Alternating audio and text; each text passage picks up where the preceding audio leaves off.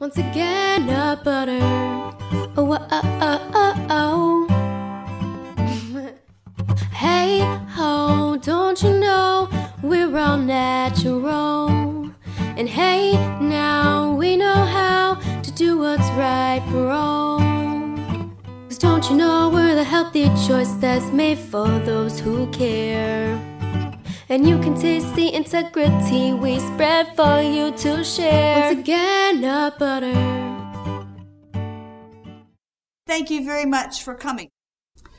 Why, in a world full of possibilities and wealth, are there 2.4 billion people living on less than $2 a day, and 936 million people suffering from malnutrition? Meanwhile, 85 of the richest people in the world own more than what 3.5 billion of the poorest people own. That's 85 individuals owning more than half the world's population, which means in our world that 1 out of every 2 children lives in poverty. 1 in every 2 children. Well, ready to give up and walk out? Well, don't, because our world doesn't have to be this way.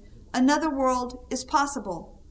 I'm part of a community of people, the Jubilee House Community, and we're trying to build another world.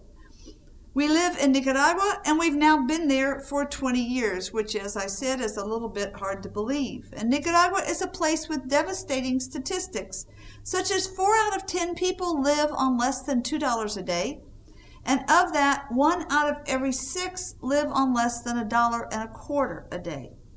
And even though the United Nations says that Nicaragua has done more than any other Latin American country to lower hunger, still 1 in every 5 people, 1 out of every 5, are malnourished.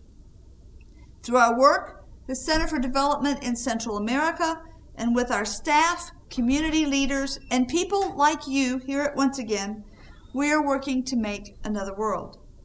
Nicaragua is the 2nd poorest nation in the Western Hemisphere, and yet it doesn't have to be that way because Nicaragua is rich in natural resources such as water. Nicaragua has the largest lakes and aquifer in Central America. The beaches are beautiful, as well as the mountains. So now there's ecotourism developed by local communities, a good thing, except that foreigners are buying up land from Nicaraguans and reselling it at inflated prices with only profit as their goal. Nicaragua has one of the largest rainforests in the Western Hemisphere, second only to the Amazon. But it is disappearing at a rate of almost 500 acres a day. Why? To make space for raising beef to export or to illegally log exportable hardwood. And added to that, in the last 20 years, Nicaragua has been number 3 in the world for devastation caused by disasters attributed to climate change, right behind Honduras and Myanmar. While you may have felt the effects of climate change this winter with the polar vortex, these developing countries are feeling the full force of climate change, drought as well as hurricanes. Nicaragua produces only 0.8 metric tons of carbon dioxide. Only that amount goes into the atmosphere, while the U.S. produces 22 times that. Poor countries like Nicaragua are bearing the cost of this terrible climate disaster. Why? Because we live in an unjust world. In the last 15 years, Nicaragua has had 2 Category 5 hurricanes. Just to put that into perspective, although Sandy was the largest hurricane on record, it had only Category 2 strength when it hit the U.S. Northeast. 235 people in 7 countries died. Hurricane Katrina was a Category 5, and 1,833 people died. Typhoon Haiyan that hit Southeast Asia recently was the largest typhoon to ever hit the Philippines. 6,241 people died, and another 1,785 went missing. But when Hurricane Mitch hit Honduras and Nicaragua in the fall of 1998, as a Category 5 hurricane, 11,000 people died and another 11,000 went missing. With climate change, there are more hurricanes, more flooding, and in poor countries like Nicaragua, there are fewer safety nets, which ends up meaning more deaths and longer-lasting devastation. Nicaragua is a land made for growing food, dependent on rain, not irrigation. In the 1970s, it was the breadbasket of Central America. But with climate change, food crops aren't making it to the dinner table. The government estimates $200 million is being lost each year in agriculture due to climate change. Nicaragua has many natural resources, but they are being bought up cheaply and shipped out of the country, putting hefty profits in someone else's pockets. But another world is possible. In 1994, this is what's near and dear to your hearts, the CDCA began working in sustainable agriculture, working toward a world where we protect Nicaragua's beautiful land and bountiful water, where we grow healthy food and make a profit. Poor Nicaraguan farmers grow organically because they cannot afford the chemical fertilizers and pesticides that lead to high crop yields. So we help them receive better prices through obtaining organic certification and by marketing their crops. We work in partnership with an agricultural cooperative that we started almost 20 years ago. This cooperative, CoproExnic, brings together almost 3,000 small farmers throughout the western part of Nicaragua and is the largest exporter of sesame in Nicaragua. Together we work to help the farmers learn more about organics and how to increase their yields without harming the land or the people who eat the food they grow. In this unjust world, poor nations with rich land resources stay poor because middlemen, brokers, and traders frequently take these small farmers' crops, their months of hard labor, giving them as low a price as possible. These same brokers then turn around and resell the crops for much, much more. We found some good people who want to help the farmers while still looking after their own businesses. Once again, Nut Butter in upstate New York. Nuts to You in Canada, Their Bucks Coffee in South Carolina. They all make at least yearly trips to the CDCA in Nicaragua to negotiate face-to-face buyers to farmers. These businesses from the north buy organic sesame, peanuts, coffee, and cotton at fair prices, often lending upfront money for capital and lending advice when problems occur. When we talk to people about our sustainable agriculture program, they say, business just isn't done that way. No, in an unjust world, it's not done that way. Maybe not, but it can be, and it is with these businesses together with Nicaraguan farmers.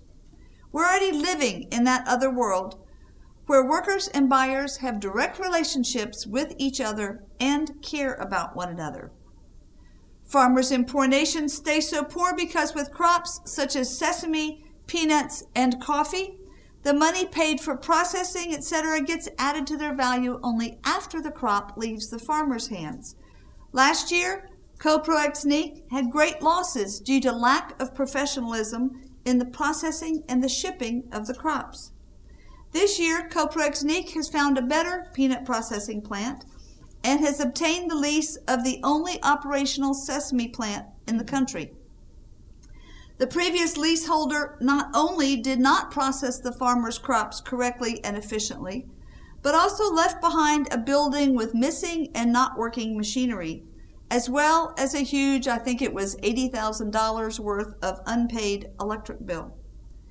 Together with CoproExnic, we are working diligently to bring the processing plant up to standards with the little money that we have. And all through these years, all crops grown by CoproExnic or through CoproExnic have had the following two stipulations. No land is to be taken out of production for local food, and no forests are to be cut down. We also work with an organic coffee cooperative, El Porvenir. They tend their land carefully. When Hurricane Mitch hit in 1998, the deforested, inactive volcano that was right beside them created a mudslide that buried the town of Posotega, killing more than 2,000 people. But because their co-op's old sturdy trees held their topsoil in place, their families stayed safe. This cooperative adds value to their coffee by doing their processing up on their mountaintop themselves. And they're now diversifying their crops to include cacao and honey, as well as still growing food for their families. Poor nations are poor because wealthy corporations exploit the nation's resources.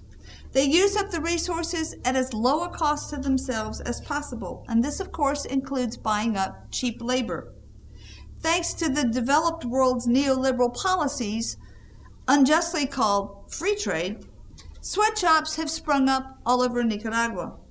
Most of these companies require expensive infrastructure investment in advance by the Nicaraguan government and then pay their employees minimally and work them in horrible conditions.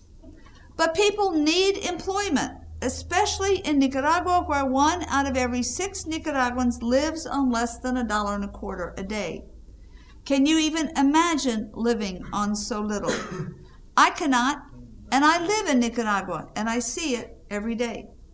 Poor people will do almost anything to make money: wash windshields, sell water, or beg, all at the stoplights. Or maybe spend the day in the city dump trying to glean sellable scrap. Or maybe they get up at 3 o'clock in the morning and they fill their rickety truck with their neighbors and produce, hoping that the pay they receive for diesel will at least cover costs. Through sustainable economic development, step by step, the CDCA works together with these hardworking and creative people. Together we create sustainable employment, jobs that won't just up and go away, jobs that pay fair wages with benefits. Years ago, we started a cooperative that was a cut and sew shop, making organic cotton clothing for export. They became the world's first worker-owned free trade zone. Now we work with a cotton ginning and baling project. It hires 23 people, paying wages and benefits for half the year. The more organic cotton our farmers can grow, the more months of work there will be for the cotton gin folk. And the blouse and pants I have on today are Nicaraguan organic cotton, sold by Maggie's Organics in Ypsilanti, Michigan. A better world is possible when we can keep adding value to resources and keep that value in Nicaragua. We support a business that makes concrete paving stones and concrete block. We support a woodworking business in a small village that makes the slightly twisted spoons items down on that end of the table. We support other local artists, and many of their creations are also out there for your enjoyment, including some. The pottery is from this internationally recognized potter, Pedro Guerrero.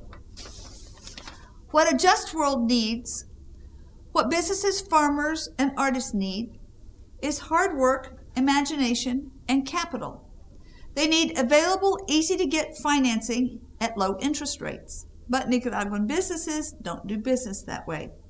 Regular Nicaraguan banks charge between 10 and 15% annual interest.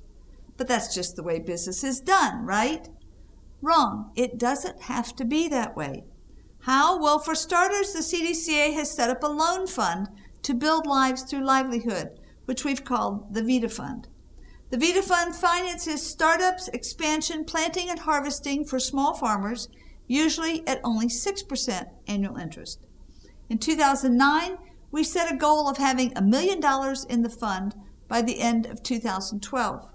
We found many people willing to invest in Nicaraguan workers by investing in the Vida Fund for 5 years or longer, and with their help, we did it. Through revolving loans, we have loaned out over $1.5 million, not only to the agricultural cooperative, but also to small entrepreneurs like this fish vendor. Another world is possible. At the CDCA, we're also helping to create that world by trying to use appropriate technology. Past projects include building solar composting latrines and low wood use cook stoves, an aquaponics project for growing fish in a tank that fed and watered the plants, which in turn cleaned and aerated the water to go back to the fish. The more Nicaraguans can get away from using fossil fuels and instead use what they have at their fingertips, like geothermal energy found within their own volcanoes, solar power, and wind power, the better off the country will be. 7 years ago, Nicaragua had an energy deficit, but today Nicaragua's energy is 50% renewable. Nicaragua is making a better world possible, 1 kilowatt at a time, but it takes money for infrastructure. And when President Hugo Chavez of Venezuela died recently, Nicaragua lost much of its foreign aid for infrastructure, agriculture, and health care. Nicaragua suffers under a crippling external debt of $5.2 billion, while the average gross domestic product per person is a mere $4,352. Universal health care is guaranteed in the Nicaraguan Constitution, and this current Ministry of Health is serving many more people and providing better care and more care than ever before. Yet with much of Nicaragua's GDP going toward this huge external debt, people are still left wanting for health care, and loss of foreign aid is not helping. 15 years ago, our health clinic opened in a refugee resettlement camp that was created after Hurricane Mitch, the deadliest hurricane of the 21st century. The year before, in 1998, as a result of Mitch's flooding, 12,000 refugees were moved from the flooded edge of Lake Managua to a couple of cow pastures on the edge of Ciudad Sandino. And families were literally given this, a couple of 2x4s, a piece of black plastic, and they were told, this is going to be your permanent home. Now, you can't picture the cold weather we have outside. You have to picture the tropics, and you put people outside in the sun where there's no shade. They also had no water, and you stick them under black plastic, and that's like putting them in a solar cooker. So this was to be their permanent home. The community was named Nueva Vida, which means new life, and it was less than a mile up the road from us.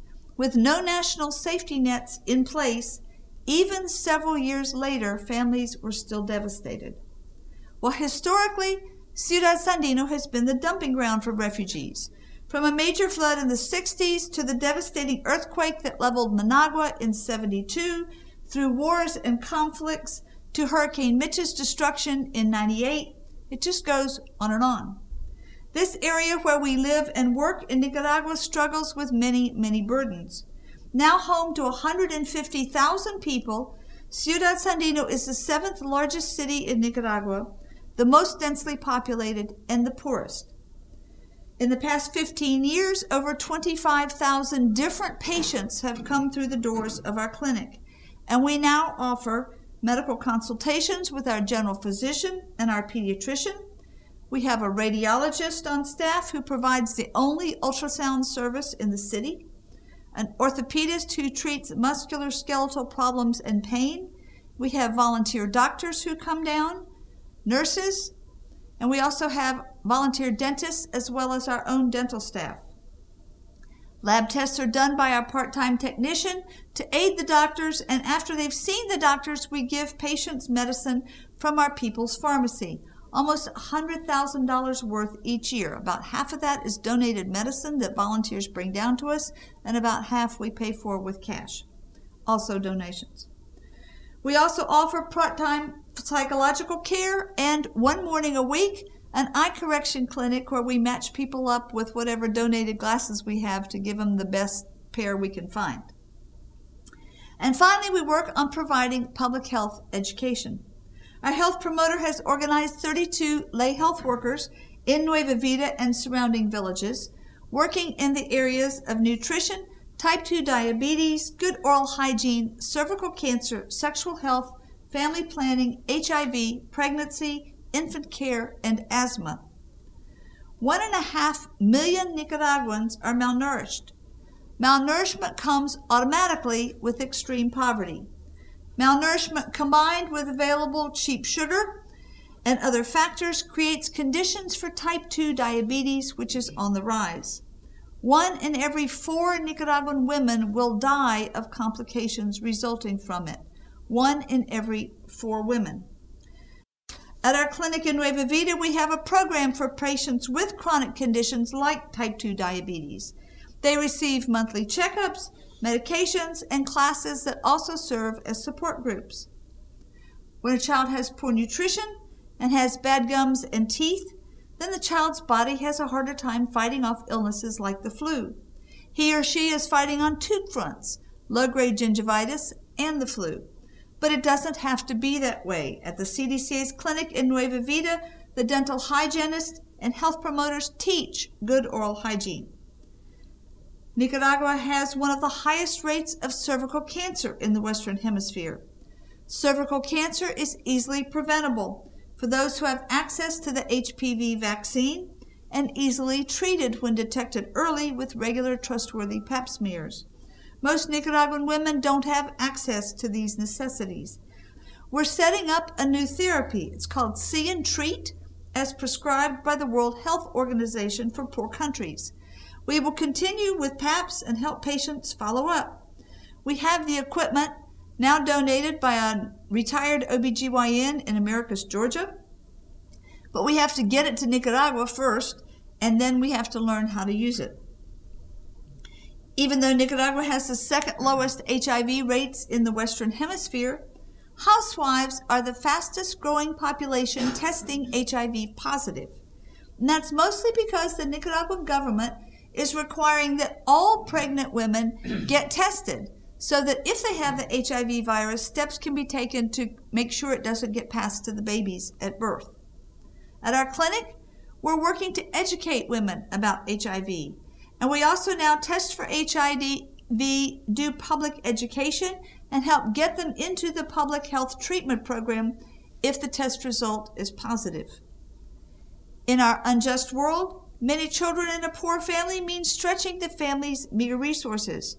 It means the children might not go to school, have shoes, or enough food. Many women want to plan their families, but don't have consistent access to birth control. Our clinic is helping women not only have information so that they can take control over their bodies, but also offering free birth control. Nicaragua has the highest teenage birth rate in Latin America and the Caribbean. 40 to 45% of all births are to young women 14 to 19 years of age.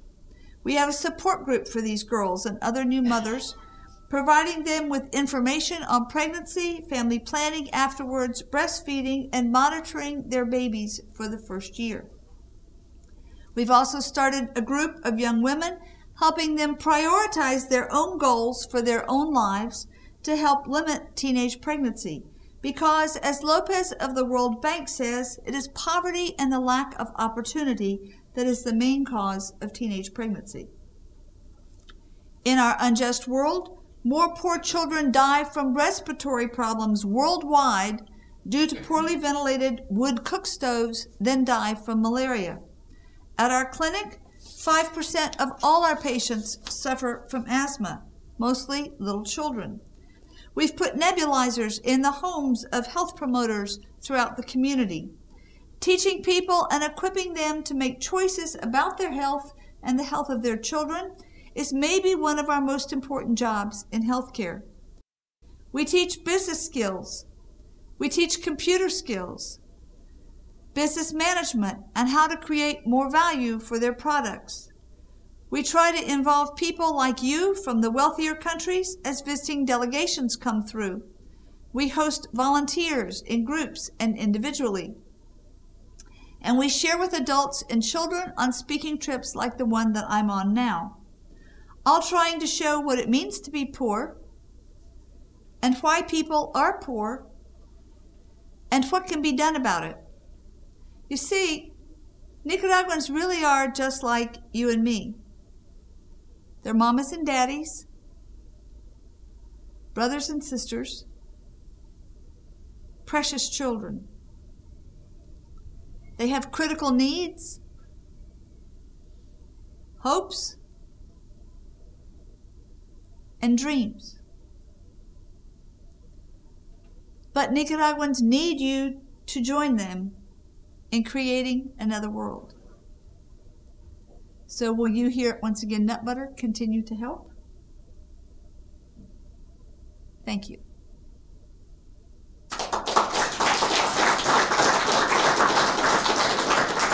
Once again, Nut Butter. Once again, Nut Butter. Oh, oh, oh, oh, oh. Hey, ho, don't you know we're all natural? And hey, now we know how to do what's right for all. 'Cause don't you know we're the healthy choice that's made for those who care? and you can taste the integrity we spread for you to share. Once again, nut butter. Once again, nut butter. Oh, oh, oh, oh, oh.